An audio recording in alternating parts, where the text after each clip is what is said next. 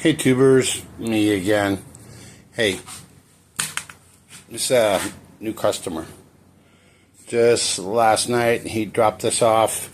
It's Echo CS-310, and it was in the evening. He came in. I mean, it just looked almost like it fell off the showroom shelf. And told him so. I said, "Well, what's the background on this?" He's like, "Well, I've had it for about 8 years.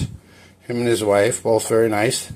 And it says he probably uses it 1 hour every month. That's perfect for a saw like this. He said the only thing that he's done a little bit differently, so he doesn't take it in for service. It hasn't needed it. It's always worked for him. Is that he left fuel in it for a while, dumped it out, and now he brought it to me because the symptom is that it won't rev up. It'll start, it'll idle. When he tries to give it throttle, it won't throttle up. So in my mind, anyways, I was already thinking about it. It's just like, man, it looks so good. And then, oh, and he did say that he just bought a brand new chain. You can see that. But so like now this bar's got a little bit of wear on it. Not bad. That's appropriate for whatever, being 8 years old. No shocker there. And then when I was looking at it, I saw this, and I'm thinking, like, could it really be just something as simple as that, you know, the spark arrestor screen is clogged? And so, like, I took that off, and it was like, nah, just a little bit, not enough to make any difference. And so, and then I removed the whole thing. I checked the port. Port's got a little bit of carbon, no blockage, no buildup, it's not even worth fussing with. So then I went and I did a compression check a few minutes ago. It's testing out at 125 psi. Still plenty good. But as I do a little bit deeper dive, hold on. Get the light on. This is like so the cleaning that he did on it. It's kind of like make sure that you brush your teeth before you go to see the doctor, right? Or before you go to see the dentist. There's a little bit more to it than this was what made me do the compression check, is that I saw so much of this had gone in and past the air filter. So yeah, so we're gonna finish cleaning this thing up and then dive into it and make sure that, I mean, the fuel lines are nice and soft. Probably kept in the garage. Down in here, fuel lines for the primer bulb feels a little soft. Not like it's gonna, you can hear it squirting pretty good. Not like it's gonna break tomorrow, but we're gonna get a tune-up kit. We're gonna replace all of this. We're gonna replace the air filter. This. We went through it. It's about 50% clogged. Shot it with the my air gun. Still couldn't get it all the way cleaned out. And this is one of those things that it just like, it makes you mad. Echo wants like over 20 bucks for just one of these.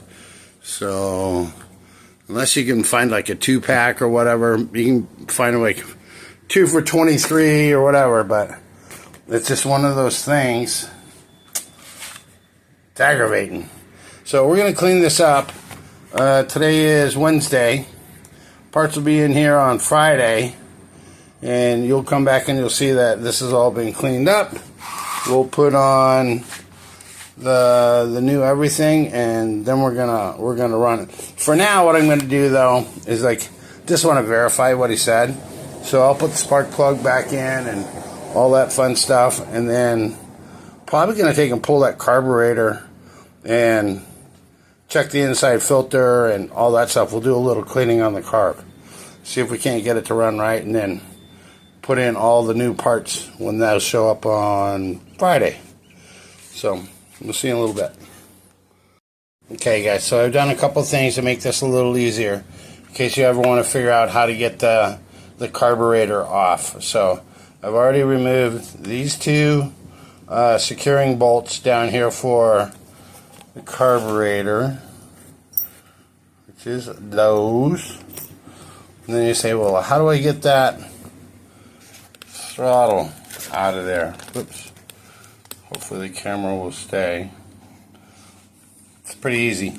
You're going to take and squeeze the trigger forward. Now you're going to take and hold this linkage. Whoops. Push the linkage forward. And then screwdriver or a pair of pliers, because you got to get it out of this little securing track right there. And they're just going to lift that up. Now this comes out. You can do your regular twisting and manipulating over here, and that's out. Pretty simple.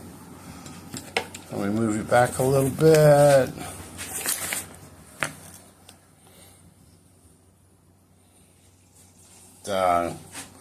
Whatever you call that thing, the gimbal, or the thing on my camera is kind of wobbly today. The tripod. Okay, so now we got this piece out. We're going to wash all this stuff up. There's a gasket on the back. There's your carburetor. Now when I was pushing that primer, let's look down inside of here. There's a little bit of wetness. A little bit of wetness, all y'alls. So I want to find out where that's coming from. Let's push this primer a couple times. See if we can't get it to build up. I don't actually see a dominant leak, and the lines all feel decent. So is it coming off that primer? It's wet up there too, so maybe that's where it's coming from. But we're going to take and pull this apart. Thinking there's going to be some of this fine sawdust will end up being inside this carburetor. So you can lift this up the choke like that. Let's put a little clamp on there.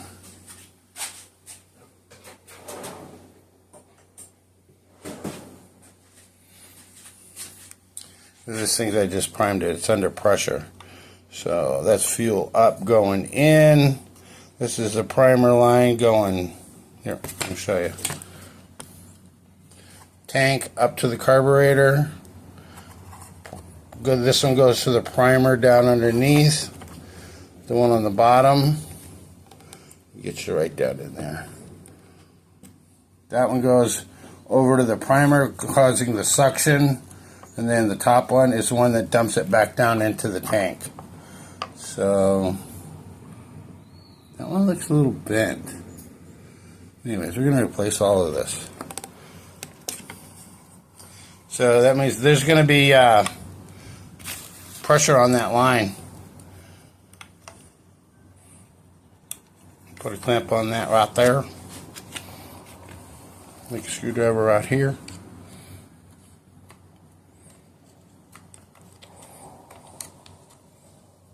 Yeah, they're a little bit mushy after 8 years of being in here. Come on now. There's one.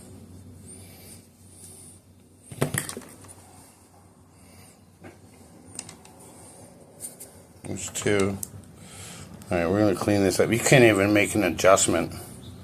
Look how packed that is. We're going to clean this up. I just want to take and try to run it. Chances are there's going to be a bad metering diaphragm in there or something. Something simple. But after 8 years, why not? Let's just take care of business. Let's just take care of business. Okay, be right back when I'm set up to tear apart that carb. Okay, carburetor's out. I just used the air gun on it, cleaned it up real good. You could make an adjustment now if you wanted to. But yeah, let's just go through all the diaphragms and everything. See if anything super obvious shows up. I would fully expect that under this cover that there's going to be, you're going to see a little bit of warpage inside this metering diaphragm. And if that's the case, perhaps when he's going full throttle on it, it's not getting enough gas. A little bit, but it just seems a little stiff. Not bad, not terrible.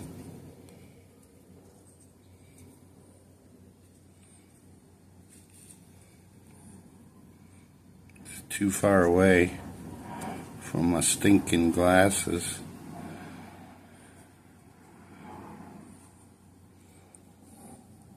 It's stuck on there. Hold on. Grab a razor blade. I know there's one right around here. I just had it.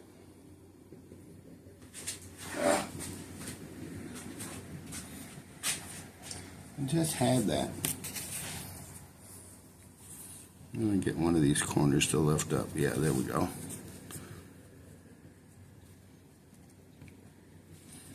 Don't forget there's a gasket under there too.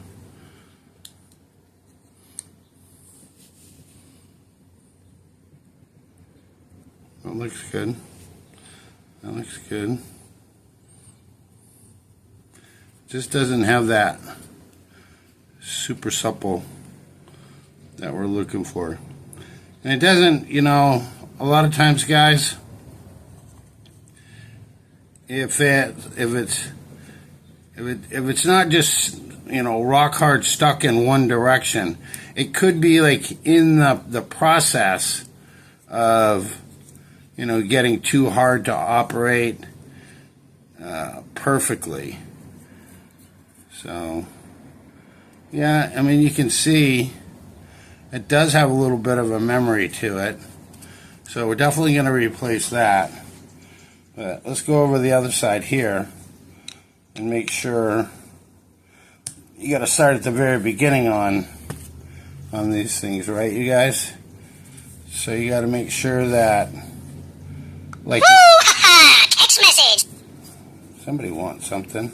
That the fuel filter is clear. I did go and I checked that, and it looks like he may have bought the kit and put that on there. Looks clean inside of there. This is what we're looking for. It's like that. Whoops.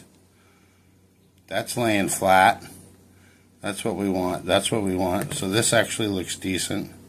There's the pumper side.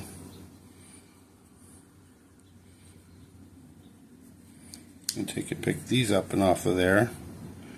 There is the, oops. There's the fuel filter screen in there. It's got a little bit of fuel in it. See if I can, there, that just whoops right course out of frame. I just pushed the lever on the back side and the fuel went right through it. So all that part's good. Let's see if we have this. Let's see if we have this. We'll put that in there. And just for giggles, I got all this new stuff coming, but I just want to run it. See if we can't get it to go up. Rev up the way that it should.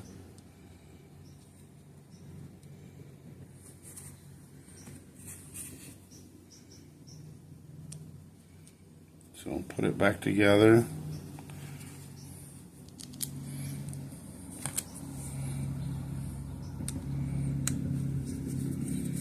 You guys see this so much. And then, I don't know if you fast forward to it or you only watch for 2 or 3 minutes. You're like, CS-310s, I work on those all the time. All right, we got to find them. We got to find a match for that right there. I'll be right back. I'm still waiting on the parts. It's the same day that I put all this stuff away. But this is fairly typical.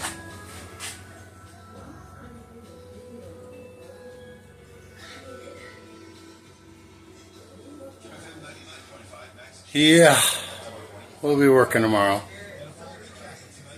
See you on Friday. Okay, you guys. New filter, new primer, new fuel lines, new pickup, new grommet. Everything's all good to go. New spark plug. Basically, it's just a tune-up. But this thing has a mystery problem. I already know what it is, and it's not good news, but point you out the door and tell me if you think you know what happens. It starts right up fine. Just do like a CS-310, pull that, set that. There's the high idle. Watch what it does when I take and lay it on its side.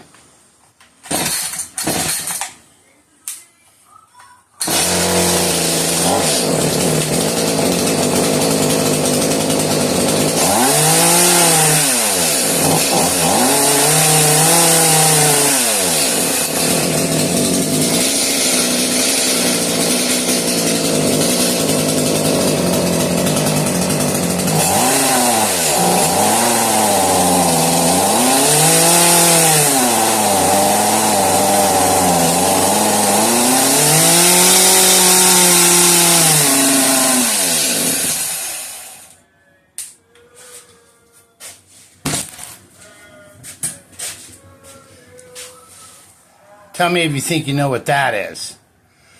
Alright guys, catch you later. I'm done, I'm out.